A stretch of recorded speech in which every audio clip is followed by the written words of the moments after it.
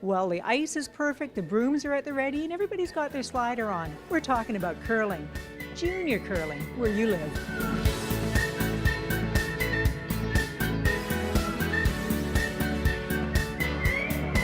Well, yes, we are here at the Alberni Valley Curling Club with some very young, very junior curlers behind me. And to tell us all about it, I'm here with Curling Club manager Esther Douglas. Esther, it's so cool to be here. These are youngsters. They really are. This is so exciting to have you here. We have a junior program here at the Alberni Valley Curling Club, and we have ages from 7 to 9, which we call Little Rocks, and our juniors, and they range from ages 10 to 18. This program runs on a Wednesday afternoon, and it's from 3 till 4:45. Okay, 7-year-olds. I heard there were 7-year-olds curling. I couldn't believe it, but these kids are moving these rocks. They are. If you think about it, the rocks are 44 pounds, and I doubt that some of the little rocks even weigh that amount, so it's pretty impressive. And it's all done with volunteers. This club is awesome.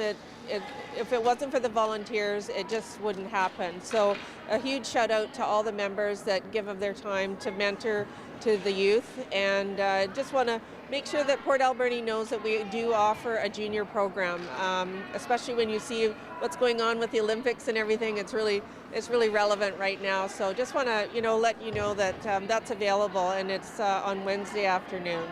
Well, I think it's very cool because, and you brought up the Olympics, because when you see the caliber of athletes that are curling for Canada, for Finland, for Norway, let me tell you, they started when they were 7 years old. Oh, exactly. You see some photos, I know, on the TV of, them in their backyard. Maybe they grew up in the cooler countries, but this is the ideal age to start.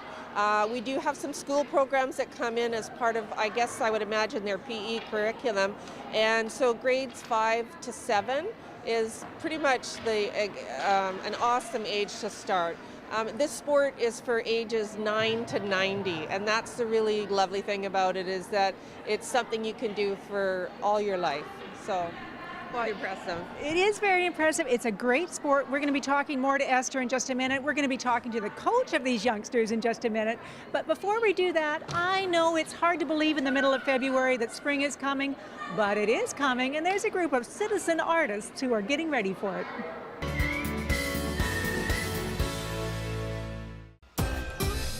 BC Family Day is marked in Port Alberni with picnics and get-togethers, hikes and sporting events, and at Glenwood Centre, pots of paint. It's the community banner painting weekend, which we hold every Family Day weekend to paint the banners that go up in the Arts District during the summer. Yes, banner painting. Not necessarily a family project, but increasingly one that Port Alberni families are taking part in. We have people of all ages here painting, and there's a lot of people who say, oh, I'm not an artist, and then you just look behind us and you can see that there is that spirit of art in everyone. There's clearly also a lot of support for that spirit of art, as Aerosmith Rotary has partnered over the years with the city's Parks, Recreation and Heritage Department and the Community Arts Council, and this year, the Art Rave Society. It fits what we try to do, bring community together and offer opportunities to make art. There's some new painters here. They start out a little nervous, a little apprehensive, but then they just dive right in. One of those new painters is Jacob Spencer, here today with his younger brother and grandmother, painting an image that is instantly recognizable to Port Albernians. Well, I kind of thought about it for a bit, and the kind of tsunami just came into mind since it's a part of the town's history. I thought it was really cool just to kind of paint the car that was kind of standing upright because it was crushed by the house. But while Jacob chose an historic local image, his younger brother Logan went with one that just made him happy. Well, I'm painting a whale in the ocean with a rainbow and a sun. I thought it would look nice. It does look nice. In fact, the room is full of colorful, creative images that are each as unique as their painter, something that Logan and Jacob's grandmother knows has a value that will last well beyond Family Day. I did paint a few years ago when my daughter Miranda was about 13, and I enjoyed it so much, and I want my grandchildren to have the same experience. It's great to be able to paint banners for our local community. We find that people not only come and paint the banners, but it becomes a source of pride when people visit or they're on that street. Children point out the banners they've made. It becomes a really family participation, community pride endeavor. This display of community pride will be available for everyone to share when the banners are hung in the Rotary Arts District this spring. And there will also be information available about every banner and its artist. It actually goes into a little booklet that's going to be distributed throughout the community with a story about your banner. The motto for Rotary is service above self, and these people are selflessly giving back to the community by creating bright, wonderful pieces of art that the entire community will enjoy.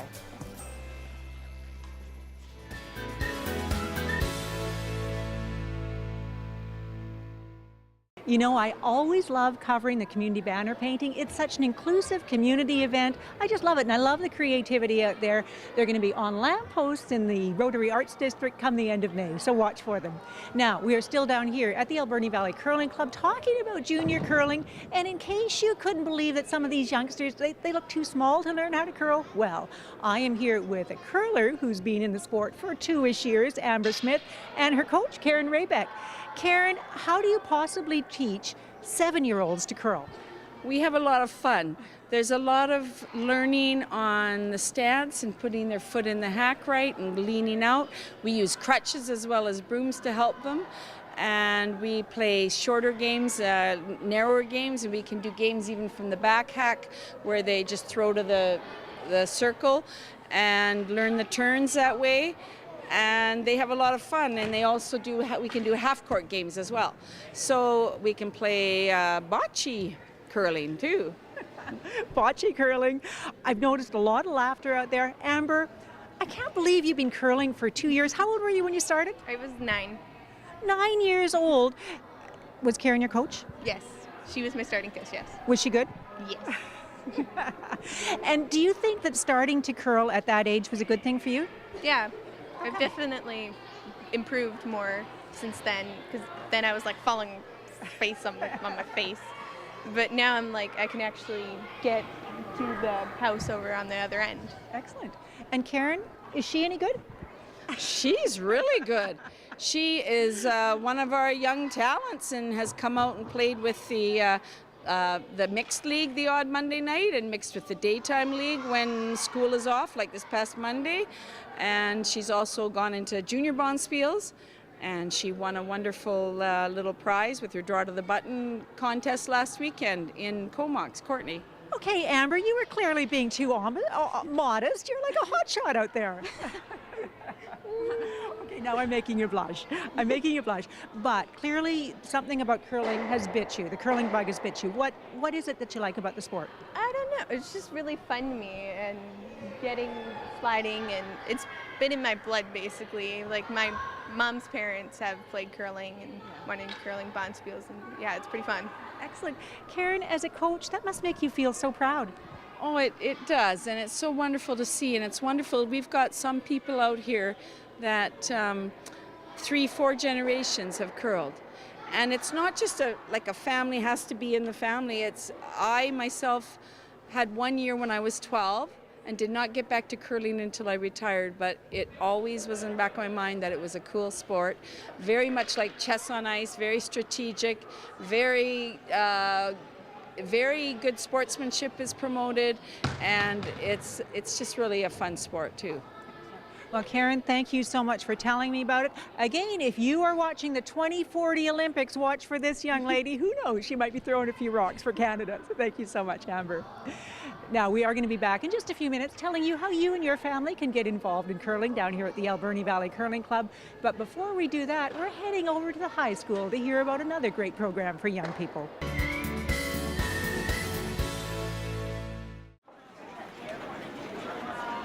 It's hard to learn on an empty stomach, and that's why for the last 10 years the ADSS Breakfast Club has been providing free breakfast to as many as 400 students a day. Pretty impressive for this volunteer group. But just down the hall is another service they provide, one that is less well known, but according to Melody Burton, just as necessary. When I was at EJ Dunn as a PAC parent, I noticed that there was kids without socks, without jackets showing up to school, things like that. So writing a few letters, and that just started that kind of on on that side of doing this. Writing a few letters, getting other parents involved, and in 2008, moving this grassroots program to the high school, filling a gap in support that teachers were well aware of. Yeah, it's a huge need. Having the proper clothes for PE, for example, or having the right materials for your class, and then just having food in your stomach before you go, all that stuff's going to help our students. What Melody and the other volunteers have created is a sort of free store for students in need, a place where they can find anything from deodorant to gently used clothing, all of it donated.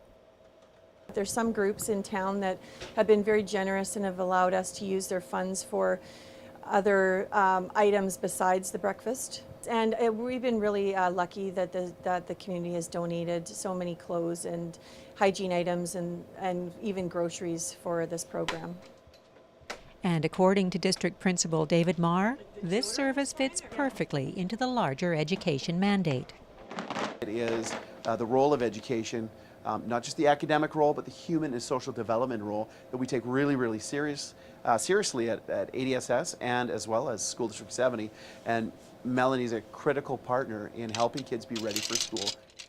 Such an important service that it's hard to believe that it's completely volunteer run, with breakfast being served Monday to Friday and this shop available to students every school day. This store is open to the kids, but they have to come up here with a youth care worker, admin, or teacher, and then they come in here to try and find something that they need. It's a critical piece to help students feel not just comfortable here, but actually physically be prepared for school and able to learn. There's one more piece of this that's important too. This program sends a message to ADSS students that the community cares about them. It's a fundamental piece of being a young person is to know that people care. And if people care, that will help you, in our situation, be a better student. Kids don't have care, then the rest doesn't really matter. 2018 marks 10 years that the ADSS Breakfast Club has been caring for the needs of Alberni Valley students, and that's an anniversary worth celebrating. To volunteer or to make a donation, just stop by the ADSS office. Consider it an investment in the future.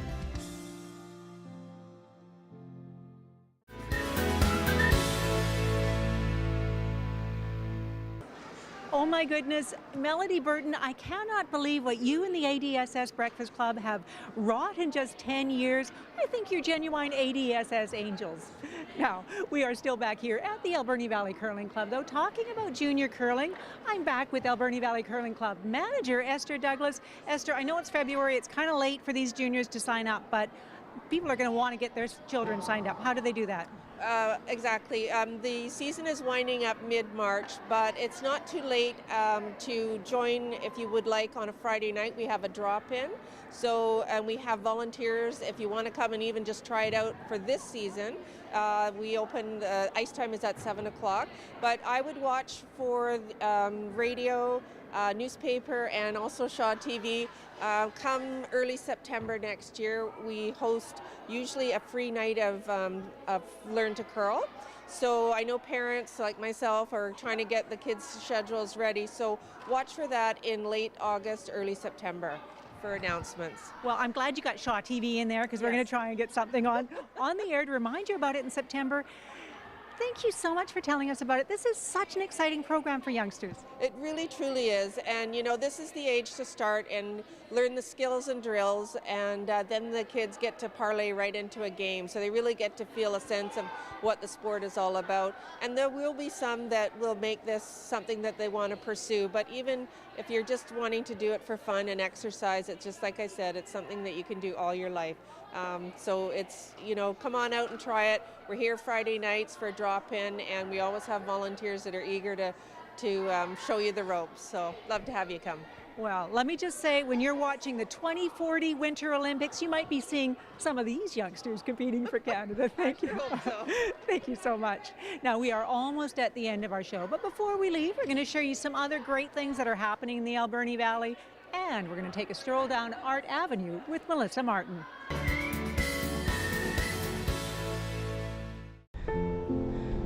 Stopping in at your neighborhood pub to meet up with friends can be a singular pleasure, but for historian Glenn Mulford, it became so much more.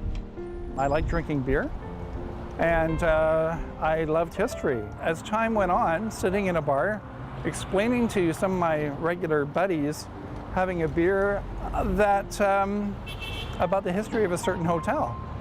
And that's when it clicked. That's when it dawned on me. Hey, Kathy. What dawned on him was that the history of pubs and saloons was actually a social history, providing a valuable snapshot of times gone by. Pubs really was the blue collar club for a lot of men in particular. And then as the beer parlors came on tap, for women too, which had their own section. So yes, it was, the more I researched and looked into it, the better it got. In fact, the information that Glenn had begun to gather was so rich and fascinating that he began to write about it.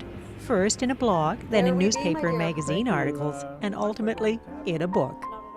Yes, my book, Aqua Vitae, which translates from Latin to English, called The Water of Life. And it's a history of the saloons and hotel bars before Prohibition, which began in 1917. So it was roughly from the period 1851 to 1917. Glenn did his research through archives and museums as well as online, but his favorite source of information was a little more casual and a lot more personal. Some of them, the people that I would sit with, go, my great-grandfather owned the Regent Saloon. It was on the corner of Johnson and Douglas. And they tell me a little story. After a while, I started carrying a little notebook. And I said, do you mind if I just jot that down? So I started to. And I started writing, and that's really where it came from. It was very innocent. Well, Glenn's intentions may have been innocent, but the stories he's gathered run the gamut from the salacious to the downright gruesome.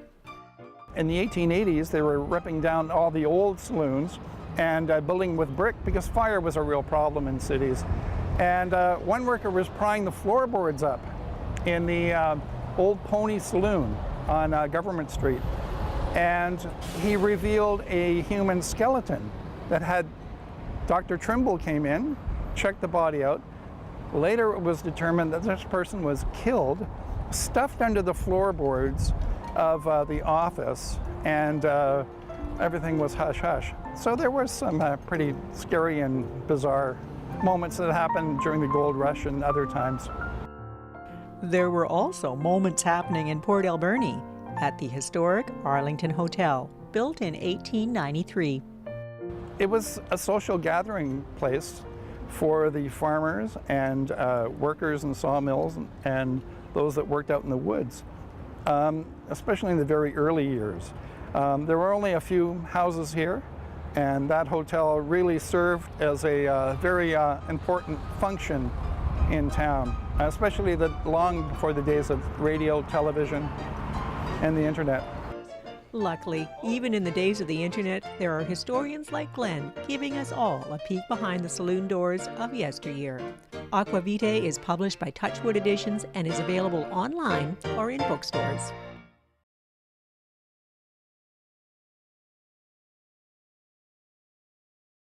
Well, that does bring us to the end of our show. And if today's program has taught me anything, it's that whether you're throwing a rock down a sheet of ice, painting a banner, or listening to singing and dancing nuns, there's no end to what's going on where you live.